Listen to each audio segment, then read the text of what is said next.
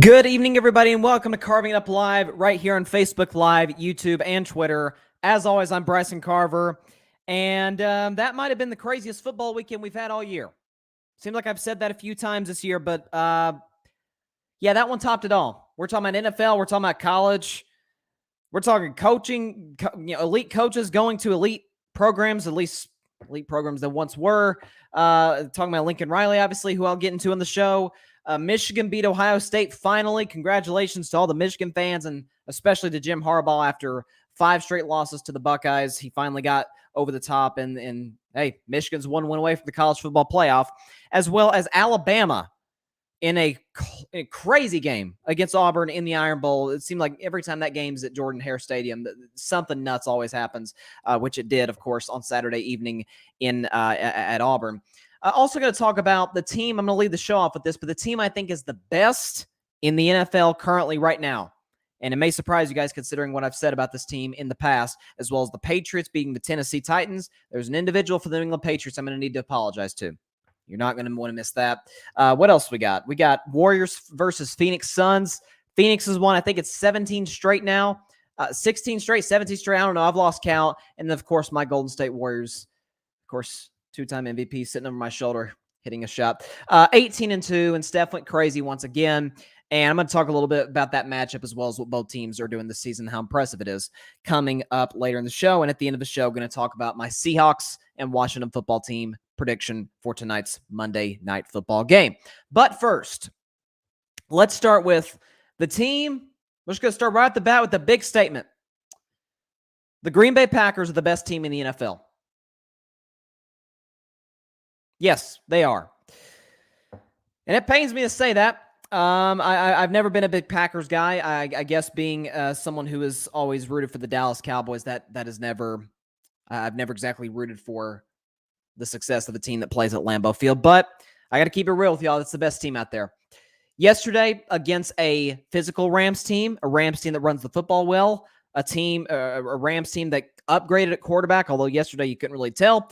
A Rams team that's got some great receivers, talking about Cooper Kupp and Odell Beckham, got loose, even with his back injury, got loose for a 50-yard bomb for his first touchdown as an LA Ram. You're talking about a defense that's got Aaron Donald and Von Miller, who made some plays yesterday, and Jalen Ramsey, who might be the best corner in football, and the Packers just pushed them around. Now, you could say maybe this is a Rams issue. You could say maybe this is an issue with the Los Angeles Rams, and yes, they have lost 3 straight, and yes, Arizona looks like far and away the best team in the NFC West, and an argument can be made that maybe San Francisco's second the way they're playing. But Green Bay, from the jump, pushed them all over the field. Aaron Rodgers was outstanding. What's amazing about Aaron Rodgers is the guy really hasn't practiced in a month-ish. I mean, last week he was, very, very limited because of his toe issue. He said it was COVID toe, and then he said it wasn't COVID toe. I don't know. He's got a toe injury. That's what I do know. Obviously, he missed the game with COVID against the Chiefs. After that, he missed the entire week of practice because he was still in the protocol because he wasn't vaccinated. He came back the Saturday before the Seahawks game, looked pretty average, but hey, they won the game. But that was a complete and physical domination. A.J. Dillon was outstanding. You look at the Packers' offensive line, which was unbelievable. It kind of, look, I know Aaron has his issues with the Packers, but you want to leave that offensive line? Aaron Donald, who's the best defensive player in the league, I didn't even hear his name called yesterday. I didn't. Except when, where's Aaron Donald? That's the only time I heard number 99's name yesterday. That's it. But you're talking about, A.J. Dillon, who ran for 69 yards. Aaron Jones only gave you 23 and 10 carries. But it was the carries late in the game that put the Rams out of reach. Obviously, Aaron with yet another 300-yard game, a couple touchdowns, a decent passer rating above average at 97, and a QBR of 62. Aaron was Aaron. He did all that he needed to do. And as far as the Packers defense,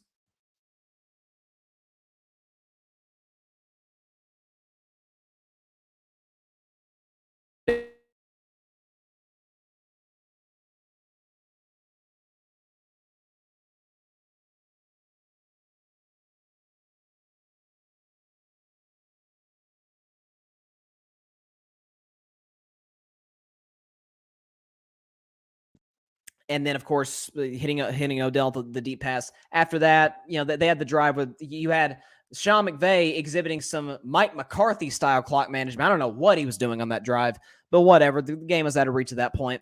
But when the Rams needed points, they didn't get them. And in one case, they actually gave the Packers 7 points when Matt Stafford threw a pick six to Rasul Douglas, who's been playing really good football, by the way, for the Packers. What's scary for Green Bay is that one could argue two of their best three defensive players aren't even healthy.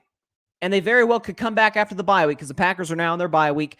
Very well could come back next week as the Packers, or a couple weeks from now, as the Packers take on, let's see, I'm trying to find their schedule right now. The Packers, probably going to be a division game is my guess. Green Bay plays the Bears. Yep, division matchup at home against the Chicago Bears. They won't have any issues with that. And then they play at the Ravens, not an easy one. Cleveland, Minnesota, and then at Detroit to finish the regular season.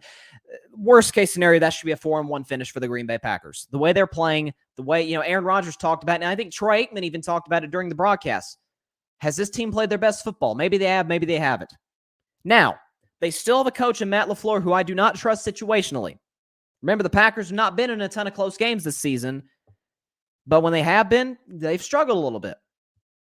And the one close game I could think of where I was like, okay, that was beautiful late game execution was week 3 against San Francisco. Outside of that, they've struggled. I mean, you look last year in the NFC Championship game when Tom Brady basically hands them 3 turnovers. Jair Alexander, one of the players who's out, argument can be made that he's the best corner in football right there with Jalen Ramsey. He gets 2 interceptions, and the Packers don't do anything offensively. And then, of course, everybody knows late in the game they're down 8, and Matt LaFleur kicks a field goal on 4th and goal. That's passed. I don't trust Matt LaFleur in the playoffs. Okay, Matt LaFleur and Aaron Rodgers underachieving in the postseason is the only thing that'll hold this team back. But this defense is legit. First time it's been legit in probably 10, 11 years since the last time they won the Super Bowl back in 2010. This running game is as good as it's ever been in Green Bay with A.J. Dillon and Aaron Jones, who's not even healthy right now. That offensive line is pushing people around. Devontae Adams is playing great football, and this is the best team in football. You say, what about the Arizona Cardinals? Packers beat the Cardinals without Devontae Adams, without Jair Alexander, without Zadarius Smith, without a couple offensive line. I mean, they control the game. You say, well, what? But if A.J. Green turns around, okay. A.J. Green turns around. It still took a game-winning 90-something yard drive for the Cardinals to beat the Packers, should that have happened. Dallas, listen, I have questions about Dallas right now. I don't have a question about the quarterback or the rookie defensive lineman. Outside of that, I have major questions about the coach, which, by the way, get well soon, Mike McCarthy, as we saw today, he tested positive for COVID. Get well soon to him. But I don't trust Mike McCarthy late season and in the playoffs. We saw that time and time again in Green Bay. I don't trust this defense, which is up and down. Zeke, which Zeke am I getting? Amari Cooper, is he going to be available? CeeDee Lamb got concussed last week. So there's more questions than answers right now with the Cowboys. Okay, look at Tampa Bay. Listen, you know me, I'm never going to bet against the GOAT, Tom Brady. And yesterday against a very, very good Indianapolis defense, ran it down their throats, and Leonard Fournette, playoff Lenny, with 4 tutties, as Gronk likes to say, as he said as they were walking to the team plane yesterday. Tampa's the only team right now where I'm like, okay, yeah, they can challenge Green Bay. And frankly, I think they'll beat Green Bay when they match up. Because Tom Brady, situationally, is better than Aaron Rodgers. Frankly, as a quarterback, he's better than Aaron Rodgers, but that's another discussion for another day. They got a defense that's right up there with Green Bay's, especially once they get healthy. The receiving core is better than Green Bay's, and the running game is just as good, if not better, than Green Bay's. So Tampa right now in the NFC is the only team I see challenging the Packers. Right now, November 29th, 2021, Tampa Bay Buccaneers, the only team I see that can give Green Bay a run for their money. Outside of that, listen, any given Sunday, we all know that movie, but right now, I don't see it. That's the best team in the NFL right now. Nobody in the AFC. Okay, don't give me Kansas City. Don't give me New England, Buffalo, Baltimore. Packers the best team in the league. Speaking of New England, I think there's been almost this notion that I'm like a Patriots hater or something. I've gotten a lot of flack in the comments here from Patriots fans, from Belichick fans. I mean, it's like, wait, what's going on here? But I will say this. New England looks like every bit of what a Super Bowl team would look like. Now, ultimately, I think their quarterback will hold them back because there's only so far that a rookie, first of all, a rookie, forget that it's Mac Jones, there's only so far a rookie can take you in the playoffs. You know how I know that? Because no rookie's ever started in the Super Bowl. It's never happened, ever. Think about all the great quarterbacks that have played, the John Elways and the Dan Marinos and the Tom Brady's. Tom Brady was in his second year when he won that Super Bowl, that first Super Bowl for the Patriots against the greatest show on turf, Rams. So, but the thing with New England is this. Their defense is the best in the league. So, I mean, numbers-wise, that's the best defense in football. Matthew Judon, as I've said all season, has been outstanding. Dante Hightower has kind of turned back the clock in a way. He's been outstanding. You look at J.C. Jackson, who was terrible at the beginning of the season after having a great rookie year. Well, he's turned around. He's looking great. I believe he got an interception off Ryan Tannehill yesterday. It's funny. Early in the season, I'm like, why on earth did they trade Stephon Gilmore? Today, when's the last time you heard Stephon Gilmore's name? And so that moves me to my next point. I've got an apology to make for somebody who is a member, if not the member, the guy on the New England Patriots. Bill Belichick. Some days I got to come in and admit when I'm wrong. I had to do it with Joe Burrow last year, and even to clarify, earlier this year. But Bill Belichick is a guy who I've said, it's ridiculous to even put him in the conversation for greatest coach ever. Now, granted, I still don't think he's the greatest coach ever, but I will take back what I said that it's ridiculous to put him in that discussion. He's in that discussion now. I still believe Tom Brady deserves at least 75% of the credit for those 6 rings that Patriots fans got to enjoy over the course of 2 decades. But Bill deserves credit too. And last year was an off year. Obviously, COVID. A lot of great programs were off. A lot of great sports organizations were off. Looking at college football, Michigan was disappointing, and that's not even scratching the surface last year. They were average. Okay, you look at teams like Georgia. Georgia was good, but not Georgia, number 1 team in America, good. That's just in college football. Look at baseball. Look at my Red Sox, for example. Last year, the Red Sox were last in the AL East, even behind the lowly Orioles. A year later, they're 2 wins away from the Fall Classic. COVID messed with a lot of people last year.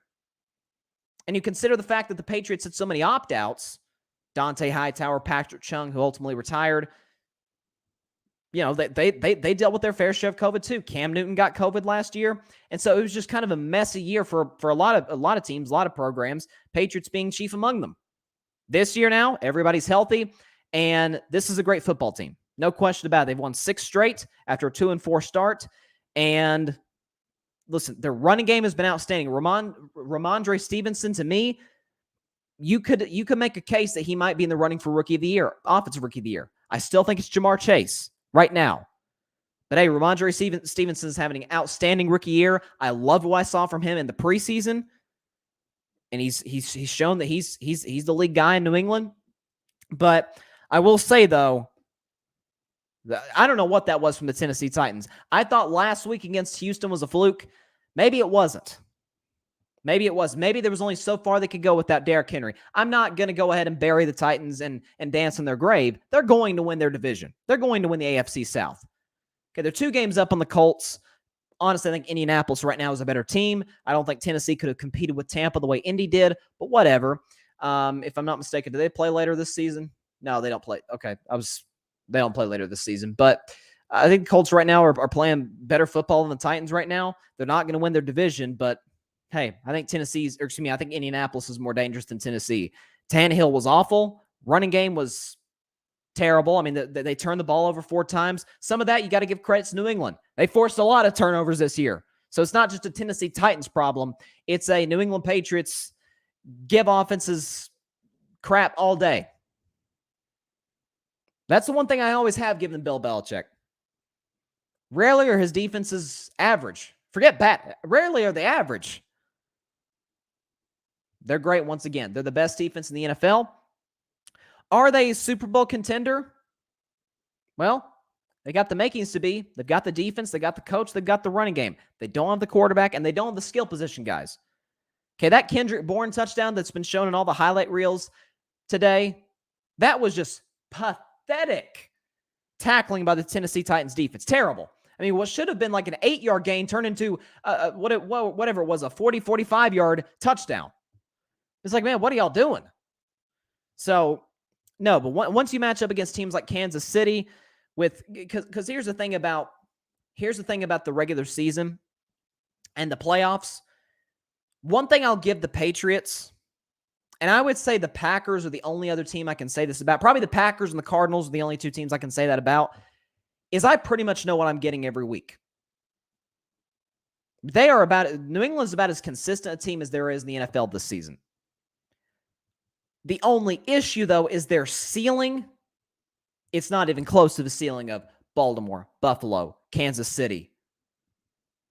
Heck, I'd even argue the Chargers, but I don't think they're at that Super Bowl contending stage quite yet. So once you get to the playoffs, you got to go, because they're not. I don't think they're going to win the division. I think not Baltimore. I think Buffalo is going to split, and New England's going to lose later in the season against Indianapolis. Okay, so I think the Patriots will lose a couple more games, probably finish somewhere around 11-6. So absolutely a great regular season considering where they were last year. But if they got to go to Arrowhead, forget about it. I'm not even a Chiefs guy, but forget about it. They're not winning at Arrowhead Stadium. They barely won with Tom Brady a few years ago, and against a bad Chiefs defense. Now the Chiefs defense is barely giving up double digits in their 4-game winning streak, and Patrick Mahomes is playing much better football, much cleaner football. And that's what I like about Kansas City. I still think they're the favorites out of the AFC. I don't think the Patriots are even the favorites out of their own division. But hats off, Bill Belichick. You proved me wrong. Can you prove me wrong in the playoffs? That remains to be seen depending on who they play. But a job well done thus far, and Bill Belichick right now, Coach of the Year. I don't think there's really much of a discussion. You can say Cliff Kingsbury, and I'd buy it. I mean, Kyler Murray's missed time, and the Cardinals haven't missed a beat. McCarthy was a candidate at one point. That's done. Maybe you can say Zach Taylor, although I'm not a huge Zach Taylor guy. I think the majority of their success has come from 3 guys: Joe Burrow, Joe Mixon, and Jamar Chase. And they got a good tight end as well. He's a good player. Who else do we got? John Harbaugh, maybe. I mean, heck, the Ravens are the number 1 seed in the AFC. You can make an argument for John Harbaugh. He won a couple of years ago, if I'm not mistaken. You could look at Bruce Arians isn't going to win it because they're the defending champs. Yeah, I mean, it's really Bill Belichick and Cliff Kingsbury, and I'd take Belichick absolutely as this year's Coach of the Year. He's done an excellent job. And, people talking about a possible, like, Tom Brady versus Patriots Super Bowl, it would make for an unbelievable storyline. I mean, it'd be crazy. It would be crazy. I would love it. I'd be all for it. But it's not going to happen.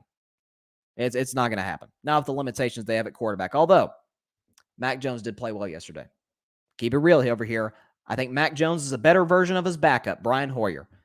But he played very, very well yesterday. 300 yards, had a passer rating, I think, in the 130s. He was great yesterday. Really, the first game he's been great all season, but he was great. But I think he ultimately is what's going to hold this team back, as well as the lack of playmakers that they have offensively. And that's where I'm at on New England. But they're playing well right now.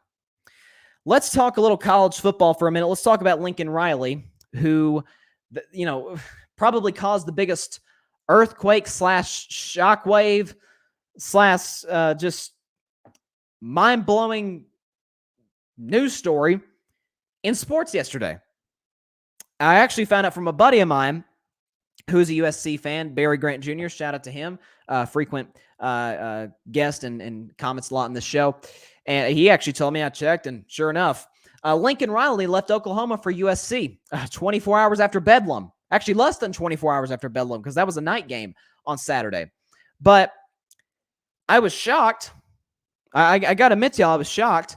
I think there are a lot of reasons that Lincoln made this decision. I'll talk about why he made the decision and then what it means for USC and, frankly, for Oklahoma as well. Why did he make this decision? Well, Oklahoma, this is 2 straight years now. They're going to miss the playoff, obviously. Even if they had won Bedlam, won the Big 12 championship game, I don't think Oklahoma was going to get in come on, do they look like one of the 4 best teams in football? No, they don't. I'm not even big on Cincinnati. I've been pretty vocal about that in the show, but I think Cincinnati's look better than Oklahoma. I mean, it's kind of a coin flip, but I'd probably take Cincinnati. And so you look at the fact that, hey, Oklahoma's going to the SEC in a few years. So you're going from playing TCU and Texas to LSU to Alabama to Georgia. It's a different Texas A&M. It's a different set of circumstances playing in the SEC as opposed to the Big 12. But I think what's really interesting about Oklahoma is they hired Brent Venables today to replace Lincoln Riley. And Brent Venables is a guy who I think is as good of a defensive coordinator as there is.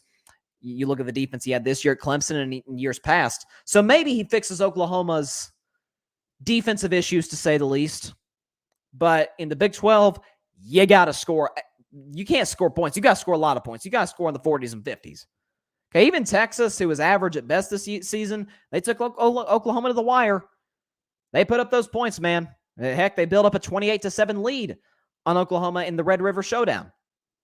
And so for Lincoln Riley, what his thinking is, A, I need to avoid the SEC. B, I'm not real sure where this program's at right now with Caleb Williams, who's wildly inconsistent, with the lack of great receivers that we've had, considering the fact that we had D.D. Westbrook and obviously C.D. Lamb. I mean, they had some really good receivers with Baker Mayfield and Kyler Murray and Jalen Hurts and company. They had some playmakers over there with the Sooners. And why he chose USC? Well, listen, you want to talk about a legacy builder? If he wins at USC, yeah, he could have taken the LSU job, which, by the way, he ruled out a couple weeks ago when he was asked about it. He's like, I'm not going to LSU. I'm not going to be their next head football coach. And I think it's the right decision. Because here's the thing about LSU. They're going to get the recruits. I mean, everybody loves to play at Baton Rouge. I mean, they send multiple players to the NFL every single spring at the draft. But you got to be in the same division as Jimbo Fisher. And for the moment, although this could change maybe in a couple weeks, Lane Kiffin, the same, the same division as obviously the greatest coach of all time, Nick Saban. This is no joke now.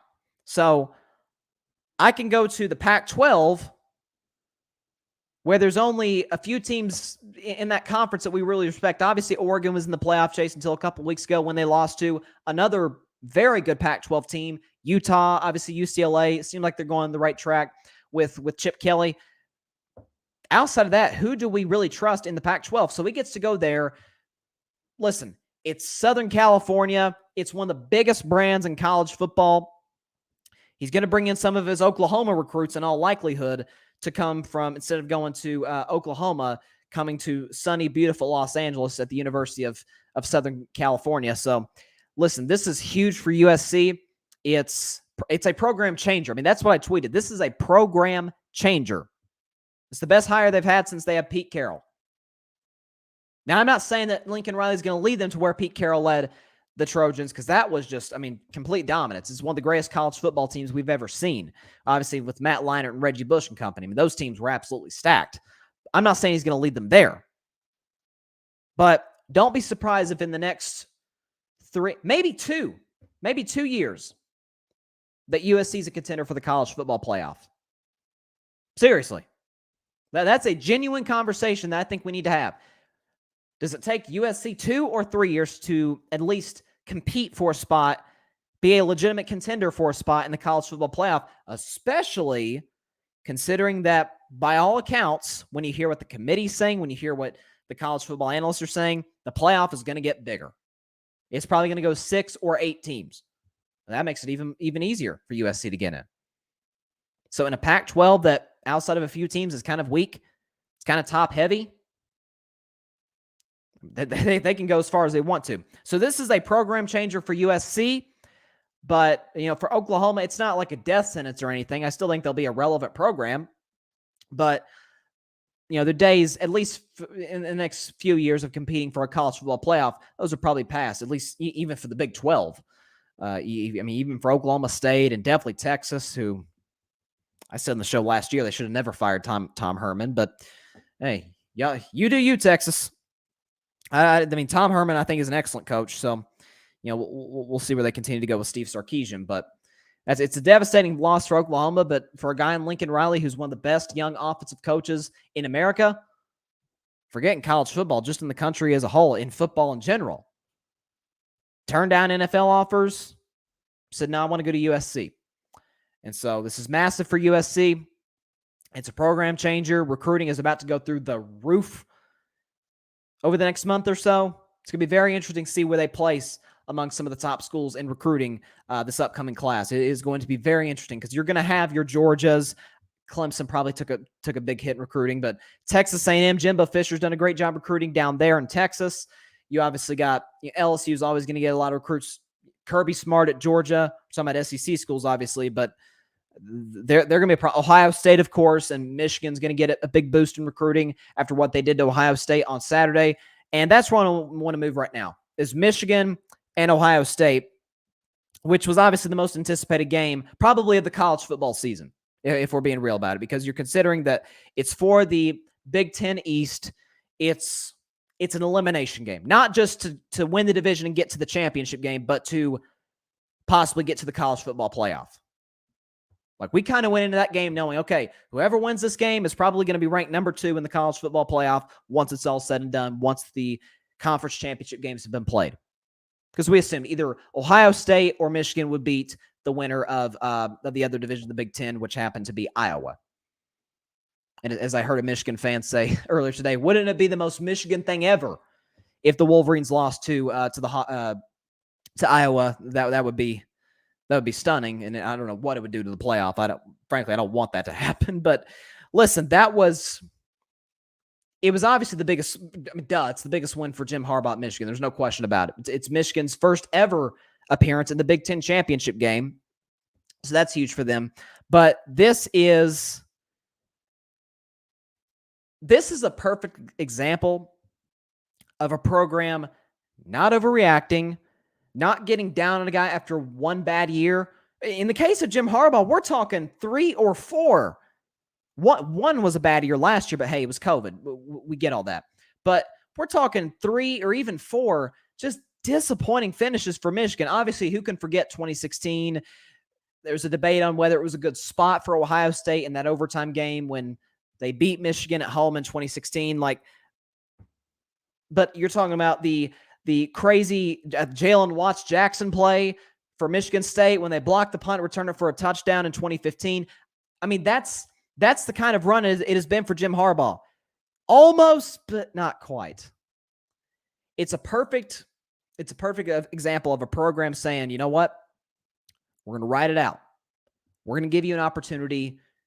You take the reins. And what Jim Harbaugh did, and I heard Joel Klatt talking about it during the Fox broadcast on Saturday, his whole coaching staff, all the coordinators, I think are under the age of like 40 or 45. So these are young guys.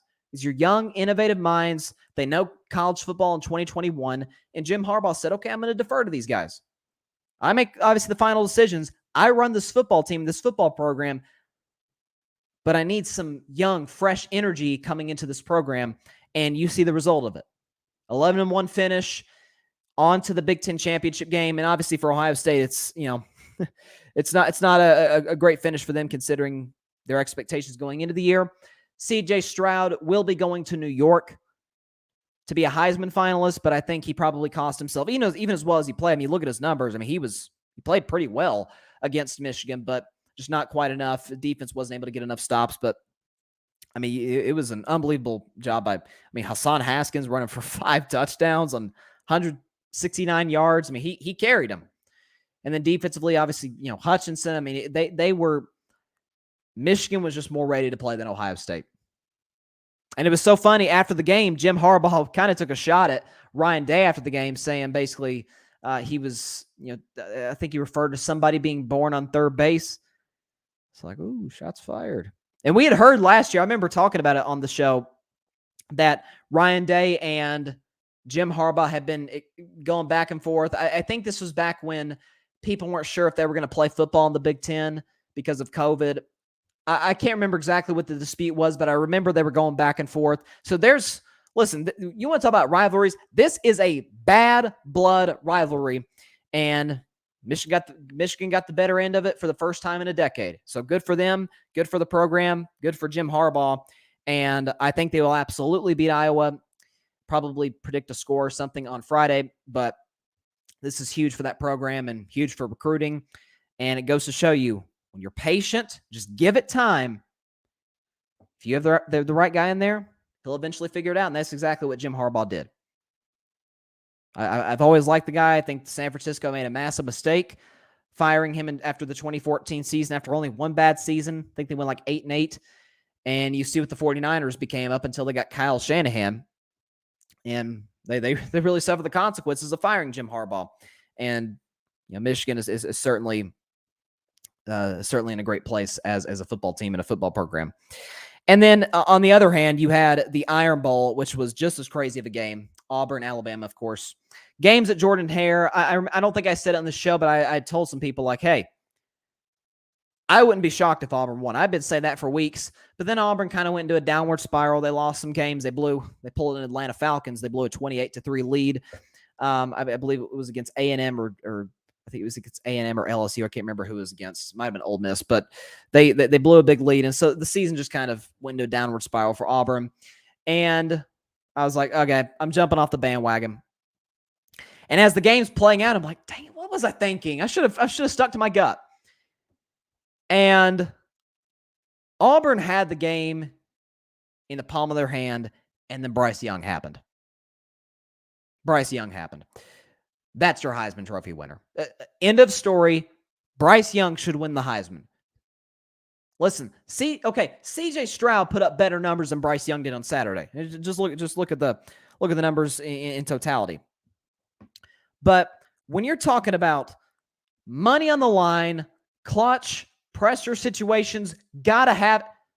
Bryce Young was outstanding. I mean, outstanding. You're talking about a final drive at the end of regulation. When Alabama, they're down 10-3, they're at their own 3-yard line, no timeouts. Although Auburn basically gave them a free timeouts, the running back going out of bounds. That was a huge play in the game. But 12-play, 97-yard drive that took a little over a minute. And, of course, that beautiful throw down the right sideline, it was unbelievable. They had the fourth down conversion as well. I think it was 4th and 7 that they converted. I mean, that was one of the all-time great clutch drives, clutch performances in college football that I've seen in a while. Bryce Young, Heisman Trophy winner. End of story. Because that's Alabama's playoff hopes on the line. Because I'm of the belief, of course, they match up with yet another game against the Georgia Bulldogs. They've gotten the better end of that deal in years past. But SEC championship game, Atlanta, Mercedes-Benz Stadium. It's going to be a great game between Georgia and Bama. I've been of the belief that if Alabama, unless they get absolutely embarrassed, like if they lose by like 4 touchdowns or something like that to Georgia, I think they're out of the playoff. Or I think I said that wrong. Like if they lose by 4 touchdowns or more, I think they're out. But even if they lose, if they play Georgia close, I think they're in. So long as they beat Auburn, because the playoff is not going to put a 3-loss team. They've never put a 2-loss team in the top 4. They're darn sure not going to put a 3-loss team, even if it is Alabama. But what Bryce Young did on Saturday against Auburn was spectacular. You're talking about a guy threw for 3,900 yards, 40 touchdowns, and only 4 picks, and had a QBR that was 4th in the nation. That was special. And you notice this too. I told my dad this when we were watching the game. You notice this with Nick Saban quarterbacks. Jalen Hurts, Tua Tagovailoa, Mac Jones, always very calm, chill. Now, Jalen and Mac didn't have to play in a ton of close games. Tua did, but they're always real relaxed, even-keeled. Nick Saban likes those type of quarterbacks. He does, and Bryce Young is that. I mean, what is he, 19, 20 years old? It looks like he's barely old enough to grow a mustache. I mean, he looks like a kid out there. I mean, he is a kid, but still. He was outstanding on Saturday afternoon, really Saturday evening against Auburn. And like I said, I'm just going to put it on the record right now. Unless Georgia embarrasses Alabama, which I don't think anybody even in Athens, thinks is going to happen, Alabama's in the playoff. Who are you going to put over them? So say Alabama loses to Georgia on Saturday in the SEC championship game. Okay, so Georgia's number 1. Of course, they're 13-0. They're the best team in the nation. Michigan, should they beat Iowa, they're number 2. Cincinnati jumps Bama, they're 3. Should they beat Houston on Saturday? If they lose to Houston, I don't know what's going to happen. But say they do. Who are you going to put over Alabama? Ohio State? Notre Dame? Oklahoma State? What are you going to do? You going to put those teams over Bama if they play Georgia close? Win or lose? I don't have a prediction right now. I'll probably make one on Friday, 24 hours or so before kickoff. But that is, I think the Crimson Tide are in with 2 losses. Win or lose. Well, obviously if they lose, they'll have 2 losses, but you get the point. Play Georgia close. Obviously they win, they're in. Play Georgia close, you're in. That's all I got to do. So that was, I kind of jaw dropped. Obviously it goes to 4 overtimes. Teams go back and forth, trade, go blow for blow. And then that last 2-point conversion, Bryce Young hits Mechie, and ball game, walk off. And that was about one of the happiest I've ever seen Nick Saban in an interview after a game that wasn't a national championship. I mean, I've seen him look grumpy after SEC championships when they beat Florida or they beat Missouri. I mean, he's just kind of like, yeah, okay, on to the next one, right? Like the Jay-Z song. But he looked elated. I mean, he looked like they just won the whole darn thing, and they very well might. I'm not betting against the GOAT or against a player like this kid is.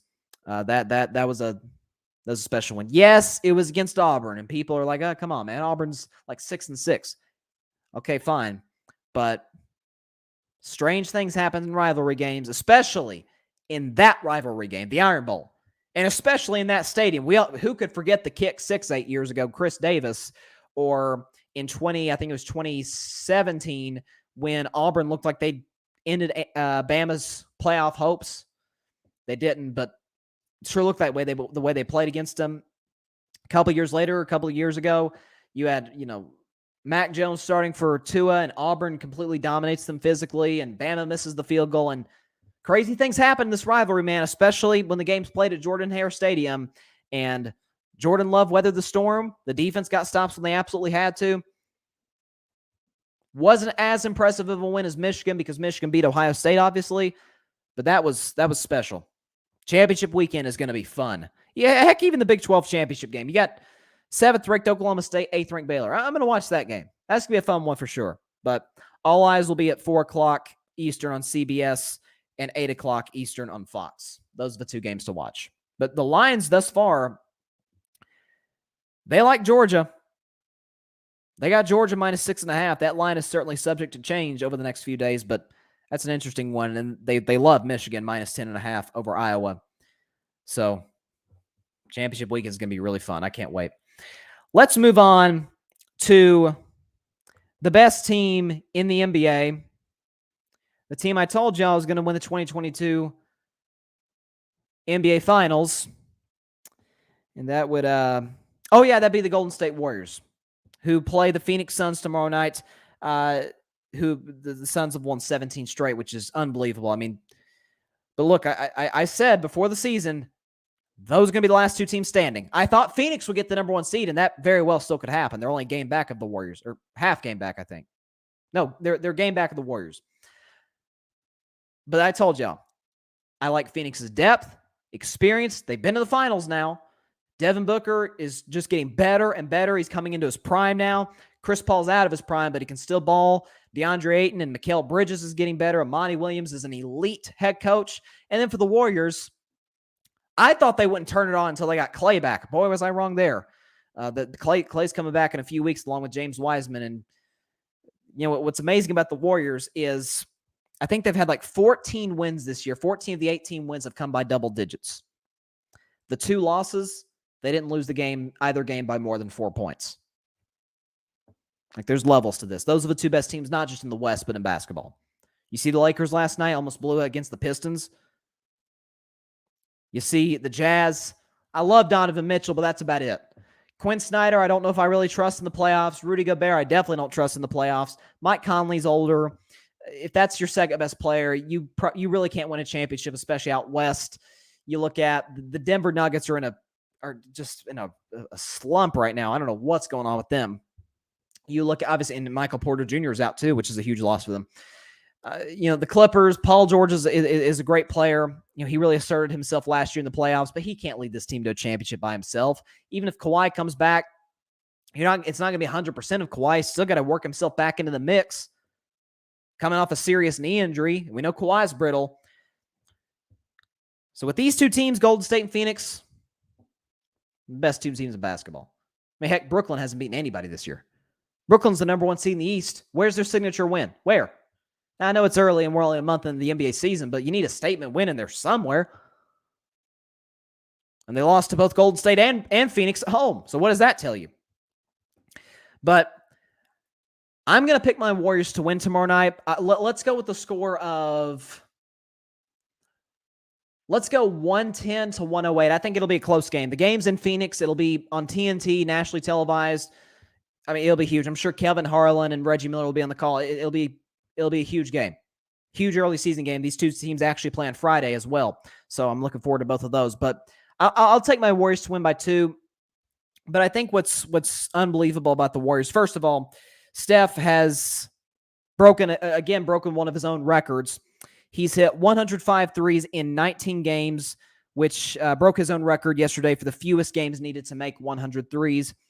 And the Warriors' 18-2 start is also the best 20-game start by any team since the 15-16 Warriors went 20-0. Now, of course, they went 73-9. We all know what happened in the finals, blowing the 3-1 lead to Cleveland. Don't remind me.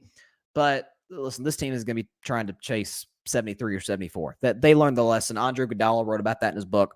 But, it's crazy. You look at some of these numbers, like, the Warriors have a plus 273 point differential this season, which is the 5th best in NBA history through 20 games, trailing the 08 Celtics with Paul Pierce and Kevin Garnett and company. I mean, John, by the way, John was on the show when I made this prediction. He said, "You looking good in your prediction." Well, you were right also, John, about the Wizards. You like the Wizards a lot more than I did. And hey, the Wizards have been playing good basketball. They're right now, as it stands, they're still kind of in the hunt early, but in the hunt for that number 1 seed. So, but listen, the reason I like Golden State and Phoenix, John, is more, less questions than answers. I know what I'm getting from Phoenix. They just went to the finals last year because, people tried to discredit them. Oh, AD was hurt for the Lakers. And you look at who they play. Jamal Murray was hurt for the Nuggets in the next round, and Kawhi was out in the next round. Listen, every champion or even team that gets to the finals gets breaks. Doesn't mean you got lucky. I mean, it means you got lucky, yes, but it doesn't mean you weren't qualified to get there. I mean, Milwaukee, the champions, the defending champs, they got Brooklyn when Brooklyn was beat up. KD was having to play the whole game, and Harden had the hamstring, and Kyrie turned his ankle in Game 4, and it changed the whole series. Then they, got to play Atlanta in the second round. So, yeah, there you go. It's unbelievable. These two teams are going to match up in the Western Conference Finals. I don't know who's going to have home court. I'll take the Warriors because they still haven't gotten Clay back. And I'll take them tomorrow night to win 110 to 108. I think it's going to be a close one and a fun one for sure. But this is pretty outstanding what both teams have done. Both teams have elite head coaches. I don't think Booker's a superstar yet. And I know CP3 isn't a superstar at this stage in his career.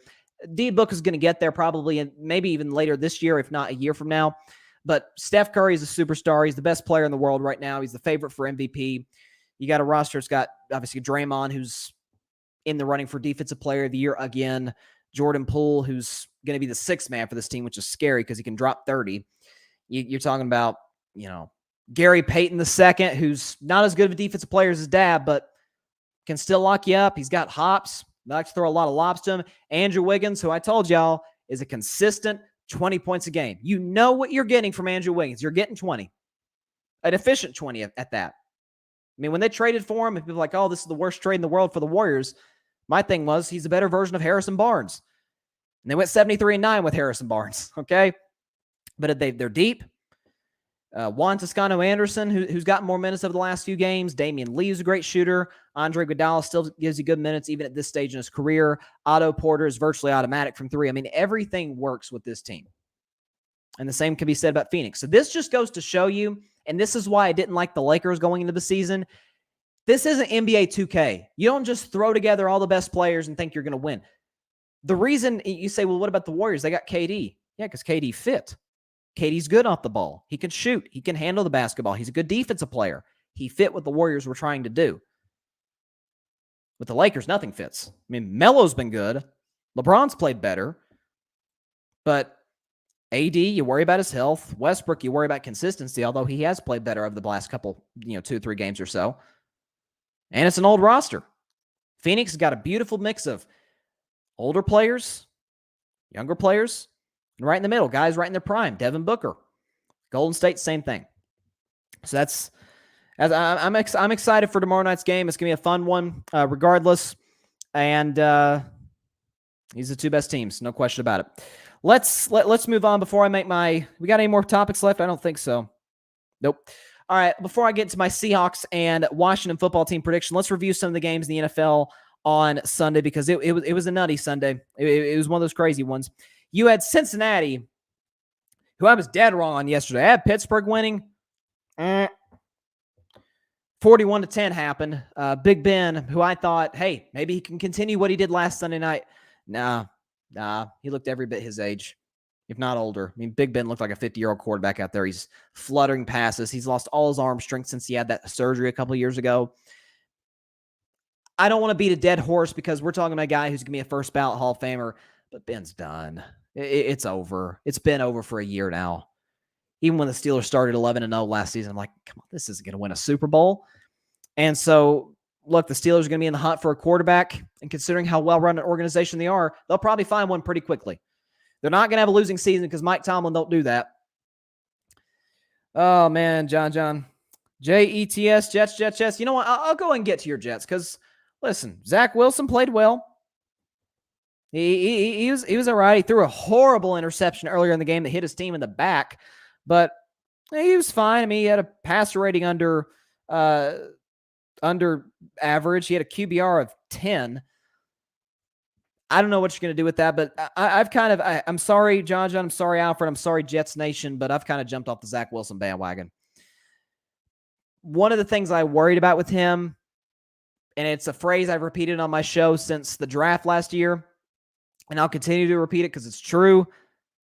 The New York Jets, where young quarterbacks' dreams go to die. Sam Darnold, Geno Smith, Chad Pennington, although he showed some promise earlier in his career. Mark Sanchez, once Mark was starting to kind of develop a little bit. Nope. And I think it's going to be the same case with Zach Wilson. He's not efficient with the football. He makes some really head-scratching throws like, what are you doing, man? And so, you beat the Texans. Okay. Congratulations, I guess. Hey, a win's a win, as they say. Tampa Bay beat Indianapolis. I actually had a couple of relatives, cousin and uncle, that went to the game on Sunday, Indianapolis and Tampa. They actually got Tom Brady to wave to him, which is nuts. They sent him the picture.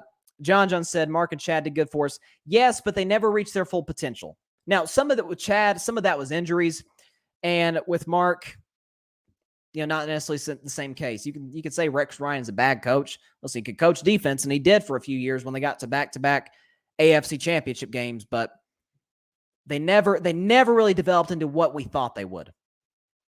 And John says, yeah, I need to see more from him. I'm not even a Mac Jones guy, but he's looked way better. All the rookie quarterbacks, for that matter, have looked way better than Zach Wilson. But back to India and Tampa, that looked like, and this is going to sound nuts because I'm talking about now a 6-6 team. That looked like two Super Bowl contending teams. I'm dead serious. The way this Colts team is playing, obviously they built the lead. I think it was 24-14. Tom Brady did what Tom Brady always does, and that's come back. Led a game-winning drive. Heck, I could actually say Leonard Fournette led the game-winning drive if we're being real about it. Obviously ran for 4 touchdowns. Tom made some big throws when he had to. Gronk was back. So Tampa Bay's once again beat up in their secondary again, but they just keep winning. That's a tough place to win in Indianapolis. That's a really good football team that I think it could. Indianapolis feels a little bit like one of those wild card teams we've seen in the past that have gotten to like the AFC Championship game or NFC Championship game where you're like, okay, the quarterback's not turning the ball over, which is big considering that the quarterback's name is Carson Wentz. They've got an elite head coach. You've got Jonathan Taylor, who right now with Derrick Henry out is the best back in football. You've got an elite offensive line, great defense, good skill position players, Michael Pittman, T.Y. Hilton. Listen, I would not be shocked if Indianapolis made a run and got in the AFC Championship game. As wide open as that conference is, why not? Why couldn't they get there? Now, I'm not going Super Bowl, obviously, but it wouldn't shock me at all if Indianapolis ended up in the AFC Championship game. Wouldn't shock me at all, especially the way they played yesterday. Panthers and Dolphins, Lord have mercy, Cam Newton. Whew. Man, I was back in the Cam train.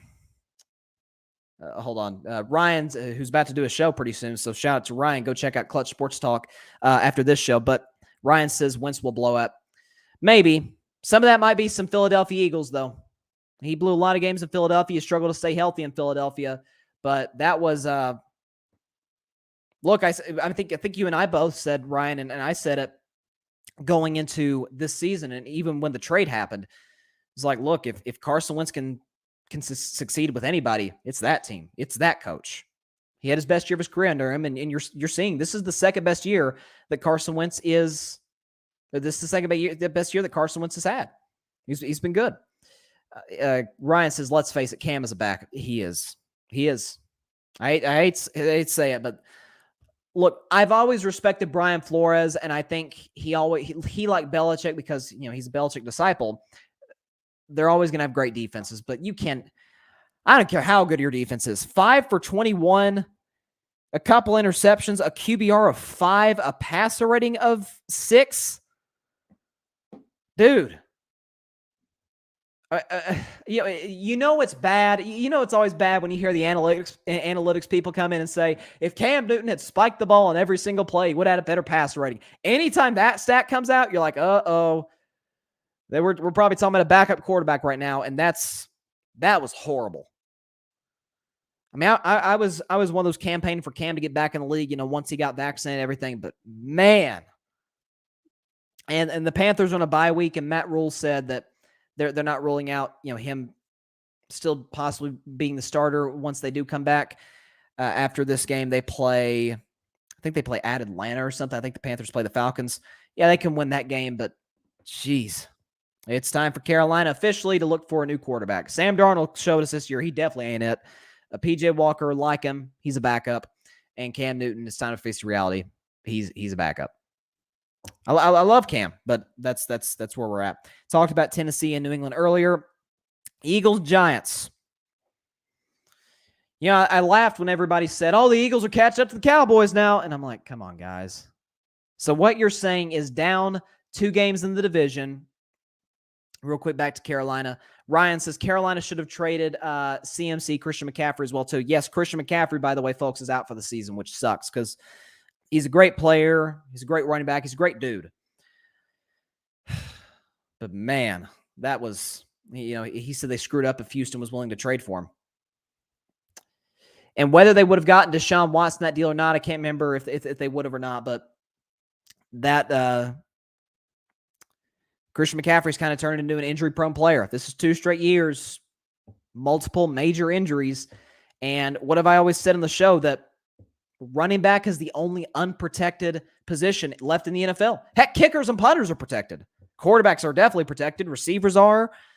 Offensive linemen are. And John says, yeah, they would have got him.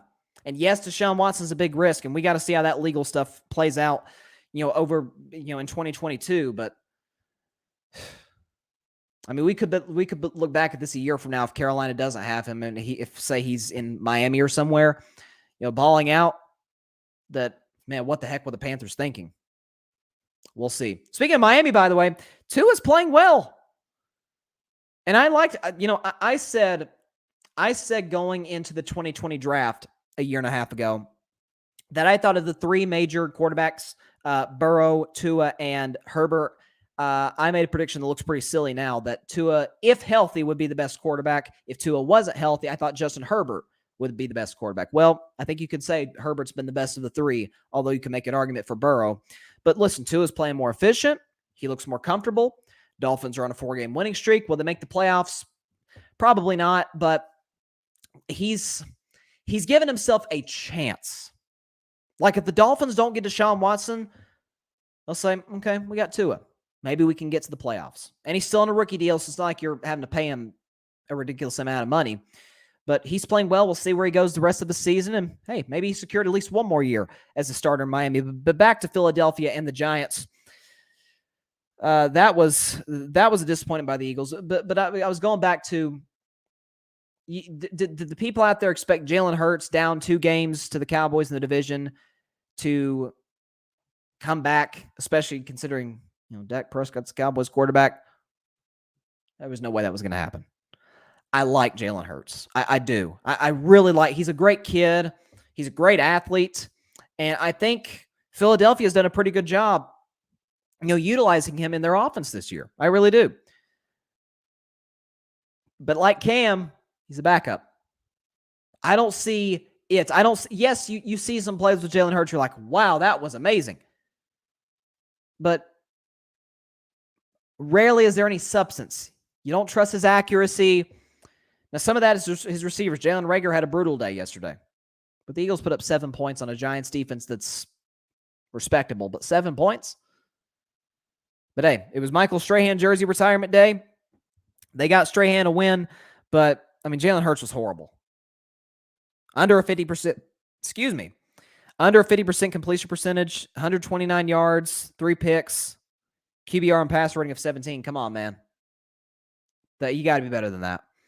And it's funny the Eagles had over 200 yards rushing, though, and still only got 7. And that was kind of a classic ugly NFC East game that the Giants got the better end of. Falcons beat the Jaguars. Yeah, they should have. Broncos beat the Chargers. I picked Denver to win. I told y'all, Denver's not out of the playoff race quite yet. Teddy Bridgewater doesn't turn the ball over. That's a really good defense. Even without Von Miller. I think Vic Fangio is going to be the guy in the future. It wouldn't shock me if they fired him, even if they made a playoff appearance possibly, or at least he'd be on a short leash going into next year. But, hey, they've got the playmakers, Jerry Jeudy, and obviously Cortland Sutton and Tim Patrick, who they signed to an extension. Noah Fant, who's a good tight end. This is a good Denver roster that, like I said, going to Denver is a hard thing to do. Going to Denver, the Mile High, that's a hard place to win. And the Chargers coming off the high of winning over Pittsburgh. But I said, listen, the Chargers about blew it. The Chargers had the game in control. And once again, situationally, they were terrible. Which you saw when Anthony Lynn was the head coach, and now with Brandon Staley as the head coach. And so you go into Denver, big division matchup, and the Broncos have jumped the Chargers in the division. And if I'm not mistaken, the Chargers may be last in their division. You're going to check the standings right now. Looking at the AFC West, nope, the Chargers are still in second, but they're in a 3-way tie with Denver and Vegas. So that's tough loss for LA, but a big win for Denver, and I wouldn't be shocked if they ended up getting as the 7th seed in the AFC. The 49ers beat the Vikings. That was I picked Minnesota to win because my thing was I still don't know if San Francisco really knows where they're at right now. No, I think they do. As a report came out yesterday that they're going to finish the season with Garoppolo. They'll trade him next offseason. Trey Lance will be the guy. We've seen a lot of year 2 guys have massive seasons. Look at Lamar Jackson. Look at Carson Wentz. Look at this year, Justin Herbert. Like some of the best quarterbacks that we've seen in this league have had big year 2s. And so I think that's going to be the case with Trey Lance. But Jimmy G's the guy right now, and he's playing well. And the 49ers are running the ball well. Now, they got some bad news. Came in just a few minutes ago by Adam Schefter. Deebo Samuel's going to be out 1 to 2 weeks. So that's a big loss for him. But he's so versatile offensively. They'll put him in the backfield. He's a receiver. You can hand it off to him. You can throw it to him. He's really the do-it-all offensive player. And he's really helped this team come alive. John says, what's wrong with the Chargers? I think there's a multitude of things. I mentioned that some of it is they still close games, they're not good. This is like 3 straight years now where the Chargers are bad in close games. Now, yesterday wasn't a close game, but those key moments, you had the pick 6, Patrick Surtain, who's been an excellent rookie. It's the key got to have it situations that the Chargers don't perform well in. Like I said, even last week, they almost gave away against Pittsburgh. So I think the Chargers are absolutely a playoff team. I thought they were going to be a playoff team before the season started, but they've still got some holes to fill if they want to be a Super Bowl contender. Although they're game back at Kansas City, so anything can happen. But back to the San Francisco 49ers. Listen, that's a really good Minnesota team, and San Francisco was just better than them all afternoon. Obviously, had the play that went viral, Kirk Cousins getting under the right guard instead of under center. The Vikings had to burn a timeout because of that. But listen, that stuff happens, and it was embarrassing for Kirk, obviously, but still not ruling Minnesota out of getting in the playoffs. But all of a sudden, don't look now, but the 49ers are a game back of being the 5 seed. They've gotten hot. And they got something working here that could possibly get them maybe a playoff win or two. And then finally, what was probably the worst game of the day, and it was the last game of the day, the Browns and the Ravens. And that was actually my If I Were a Betting Man segment.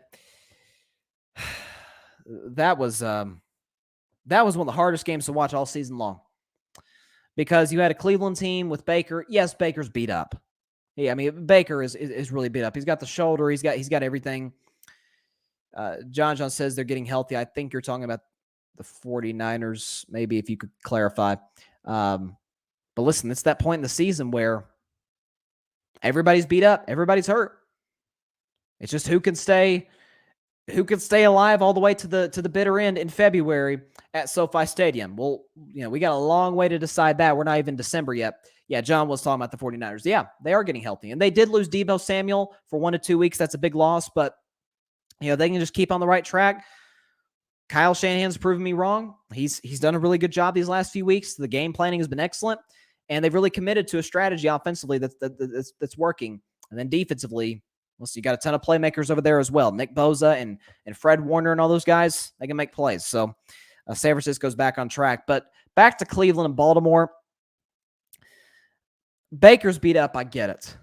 But man, some of those throws, guys, are terrible. And in the last 3 games for Baker Mayfield, I want you to think about these numbers. The last 3 games, Baker is completing 50.8% of his throws for an average of 165 yards a game. He's thrown 3 touchdowns, 3 picks. I get it, he's beat up. But does that sound like a franchise quarterback to you? The Browns have too good of a roster to waste it on this guy. They cannot. I've said it for a month or so. If they give Baker Mayfield a contract extension, it's organizational suicide because you got to pay Nick Chubb. You'd like to keep Kareem Hunt if possible. You've got a great offensive line, although it did suffer a blow. Jack Conklin's out for the year with a patella injury. But you got Myles Garrett, who was once again dominant yesterday. And what's amazing is as bad as Baker was, Lamar was worse. Lamar was a lot worse. 4 picks, passer rating of 46. I mean, Lamar Jackson was not good yesterday, but on the ground he was good, ran for 68 yards. And what's crazy, I heard the stat today, and it doesn't even sound real. When Lamar Jackson throws 2 or more interceptions, he's 4-0. And what that tells you is the Ravens, they commit to the run. They have a great defense, a bend but don't break style defense. So if Lamar puts them in bad situations, worst case scenario, they're going to give up a field goal. And yesterday, only 10 points. So that was, I don't know if I want to call it an impressive win by the Ravens. It was an ugly win, that's for sure. But listen, the Ravens are the number 1 seed in the AFC. And I'm not ruling them out of possibly making a Super Bowl run. It was a bad performance, but you'd rather it's the old cliche in football, you'd rather win ugly than lose pretty, right? And that was a very ugly win, but a win is a win. John says, how do you feel about Lincoln taking the USC job? Dallas has been trying to hire him for years. Yeah, man, don't remind me. Don't remind me. We got the next Lincoln Riley in our building, Kellen Moore. If you want to hire him, Jerry Jones, he's right there. But No, like I talked about earlier in the show with Lincoln Riley, I think that he's a beautiful fit at USC. I think it's going to fit perfectly. I think give him 2 or 3 years and they will be a college football playoff contender. I think as far as Oklahoma, they'll be competitive. The Big 12 isn't terribly deep. There's like 4 teams that we really respect, but maybe 3. But this isn't. Oklahoma's not. Their days of competing for a playoff is over for a while now. But Lincoln's probably going to bring some of those recruits to USC with him. He's going to an iconic program that's been starving for an elite head coach since Pete Carroll went to Seattle. And they've got him. I mean, they've got him. They've got the quarterback whisperer there. I mean, he made Caleb Williams look competent. And I don't think a ton of Caleb Williams as a possible NFL prospect. And so, like I said earlier in the show, home run, heck, grand slam even, higher for USC. All right, final topic of the day. Final game of Week 12, a crazy Week 12. You got the Seattle Seahawks taking on the Washington football team. Seattle's 3-7. Washington is 4-6. Now, Seattle, despite what has been an albatross of a season thus far for many reasons, they're 2-point road favorites, which is unbelievable. Washington beat Tampa. They beat Carolina on the road last week. And yet at home, they're 2-point underdogs to Seattle. This has everything to do with Russell Wilson. It has everything to do with either Vegas knows something, a little something that we don't, or they have a ton of faith in Russell Wilson, which I do as well. I think Russ is one of the 5 best quarterbacks in the world. I think he's got a terrible supporting cast, and I think he needs to leave after this season if they don't fire Pete Carroll or, in a more respectful manner, ask him to resign. But Seattle's not going to make the playoffs. But as far as them being competitive, I'll go down with the ship if they lose, but I'm going to take the Seahawks to win tonight 24-21. Seattle wins 24-21. They barely cover the spread. Look, neither roster is going to blow you away. Certainly Seattle's isn't. But Washington, they're missing Chase Young. They've had some injuries in the defensive side of the ball. Yes, they have playmakers like Terry McLaurin and Curtis Samuel and guys like that, but do we trust Taylor Heineke in a big, possible, Washington's not out of the playoff mix. I mean, they have a chance to maybe win a few games and get back in it, but do we trust him against Russell Wilson? Now, maybe we trust Washington's roster over Russell Wilson. As John points out, Washington still has a chance because he's got 2 good wide receivers. But that's what I got. I got Seattle winning. If they go down tonight, hey, I'll come out and admit I had Seattle as a playoff team this year because I thought that much of Russell Wilson. But look, I heard Russell talking in an interview the other day, and he said, look, we're taking it one game at a time, one rep at a time. And he said if there's any team that can go on a 7-game winning streak or whatever, how many games they got left? Yeah, 7-game winning streak, it's us. They're not going to win 7 straight, but out of respect for Russ, I'll say they get the win tonight. Actually, a fun fact about Russell Wilson is the last time he had a 4-game losing streak was his freshman year of high school. They won 4 straight after that. So it's been a minute, but he's been here before. And, or it's his freshman year of college. I'm sorry, his freshman year of college. And I think they won 4 straight games to close out the season. So I'll take the Seahawks to win over Washington. 24-21 as I put up here. And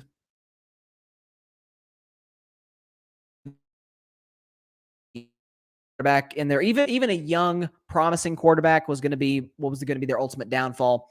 But that was what I thought about Washington, and their defense or lack thereof has been surprising. And I think the Seahawks will expose that tonight. With that is all the time we have for tonight's show. Appreciate everybody stopping by. John, and Ryan and everybody. Be sure to catch Carving It Up on Thursday, as always, at 6 p.m. Eastern, 3 p.m. Pacific time on Facebook Live, YouTube, and Twitter. You see on my social media platforms down there for the YouTube audience. By the way, if you're on YouTube, click that big red subscribe button. Like, comment, share. It really helps the channel grow and the show grow. So see you all on Thursday. Looking forward to this game tonight. Got an interesting Thursday night football game coming up. The Dallas Cowboys and the New Orleans Saints. Be ready to go for that one. Have a great evening, everybody. Have a great week. Stay safe out there. God bless you all. Peace out.